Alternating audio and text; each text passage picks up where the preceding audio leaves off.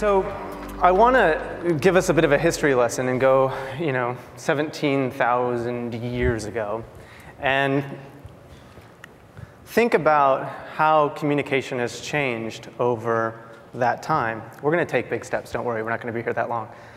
But I think one thing that we all know is that the way that we communicated a long time ago was through pictorial representations, pictures.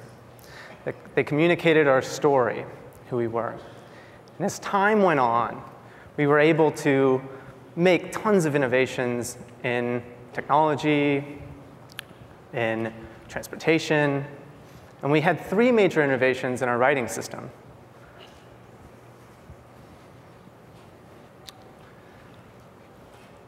I want to start with the illustration of a tree. And I want to just show the lineage of how we began to communicate. Early on, when humans wanted to communicate tree, they would draw it. And that's how two people would be able to share the idea that they wanted to cut the tree down or climb that tree or meet at that tree. It was their way of communicating.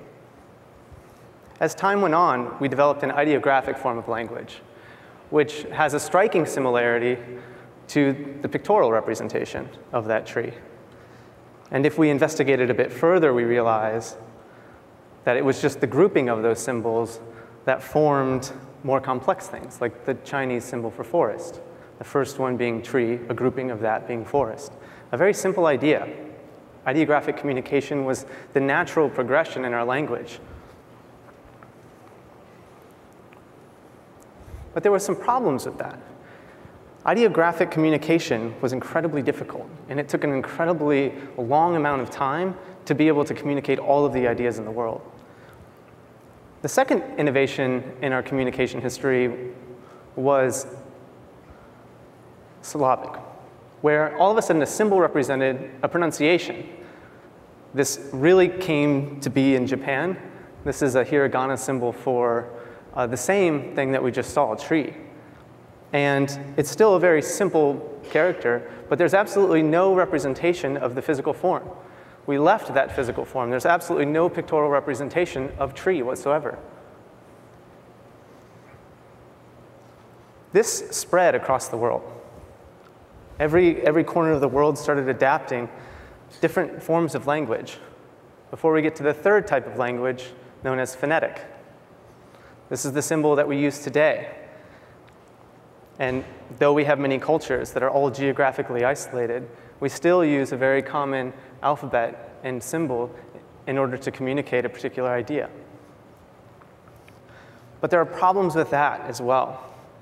The major issue is that as we find our world shrinking, we actually are having an immense problem communicating complex ideas. Though Marshall McLuhan said that the phonetic alphabet alone is the technology that has been the means of creating civilized man, it was the invention that really sparked communication in the future.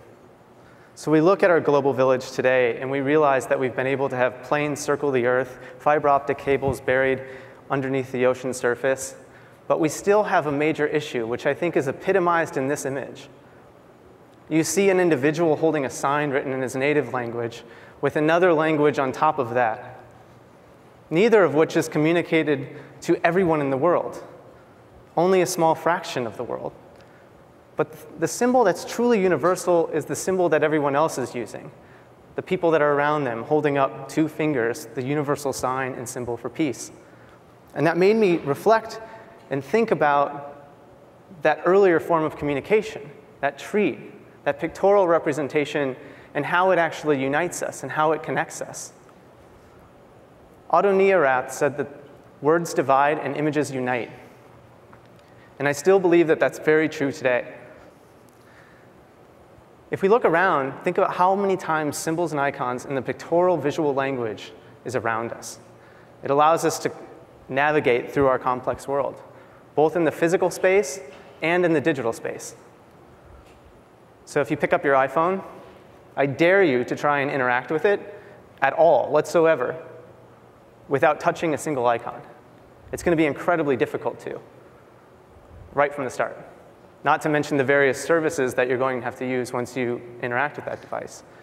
These symbols are not only in our physical space, but they're involved in our digital space equally. And there's an incredible reason why. It's very, very simple. They transcend cultural boundaries and borders. They can deliver clear and concise information quickly and effectively. We take that soccer ball that we saw the robot kicking earlier, and it's known by not only people here, but also people in Europe, as well as people in South America, as well as people in Asia. That same symbol, one symbol, communicates the same message as all those words. I'm not saying that iconography is the only language that we should use, but I think that if we wed them and they're happily used together, we can accomplish great feats. We can deliver clear and concise information quickly and effectively. And in a world where we're looking for information at a very quick rate, and we're looking for inefficiencies in our system and figuring out ways to make it more and more efficient, it's very clear that we need a language that's going to be easier for the world to recognize. We're also looking for symbols for a language that, in essence, spans the test of time, or in fact, changes over the test of time. We still touch this icon to call somebody, but that's not what the phone looks like, as I think somebody mentioned earlier. We can even see it in various other forms, such as a light bulb. This language is going to need a location and a place to evolve itself, where it can be distributed and easily searchable, findable. Our verbal language has the dictionary. We can look up any word. But our visual language had never had a tool whatsoever in order to find that symbol that we were looking for. It became incredibly difficult to communicate a complex idea to somebody. This is the basic rationale behind the Noun Project. It very simply allows us to communicate, search for the symbols that we need. It's an icon for everything. And we understand that this is going to be a very ambitious project to communicate every single idea that exists in the world. Bicycle. Not only should it be incredibly easy to find that symbol, but there's a grand expression that occurs through these symbols. These symbols can say a lot more than the words that would have to go into describing this single bicycle, right? Think about all the different variations that it can exist of one single bicycle. There is no way that myself as a designer would really be able to go through and design all of the various icons for bikes. It would be an endless task. It would take forever. But as a world, as a country, as a city, maybe we can split some of that task up and we can design an iconographic language, a visual language that would help this communication spread. So we open it up to the world. We ask people to begin uploading their symbols, uploading their icons, and allowing us to communicate visually. All of the symbols on our site currently are Creative Commons, meaning that people can go download these symbols, use these symbols, attribute the designer. These are symbols that are in our public domain. They exist. And we just wanted to make it so that way it was readily available for anybody that's connected through a fiber optic cable or through an internet Wi-Fi cable. We also realized that there needs to be room for people in the commercial space to be able to buy these symbols. So we just recently launched a feature that allows people to not just attribute the designer, but also give the designer a little bit of money. Basically putting designers to work all around the world that have unique ideas or see a world in a different way or realize that there's a new technology in healthcare or in robotics or in medicine that needs to be illustrated. So when somebody picks up a package, they know what's inside of it.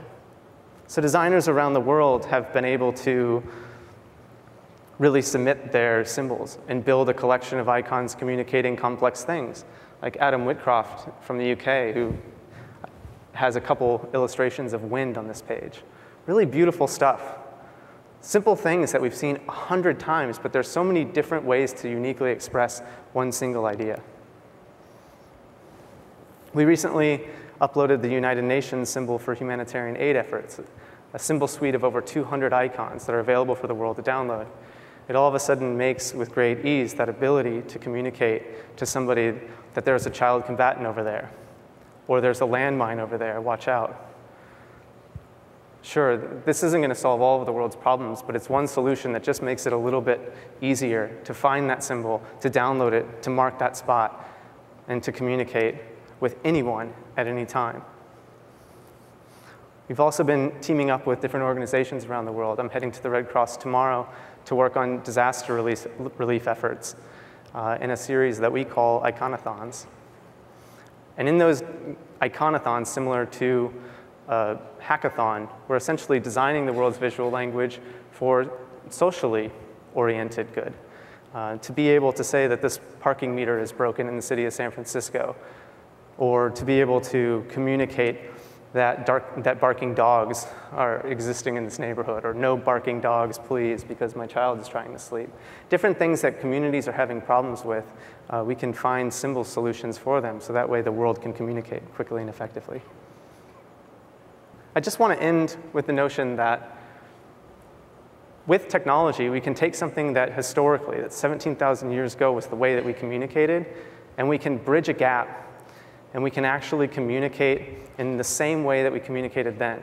When two people got together and they needed to understand that other person, we can now have a way in which to do it, and we can find our way through the universe, through the world. Thank you very much.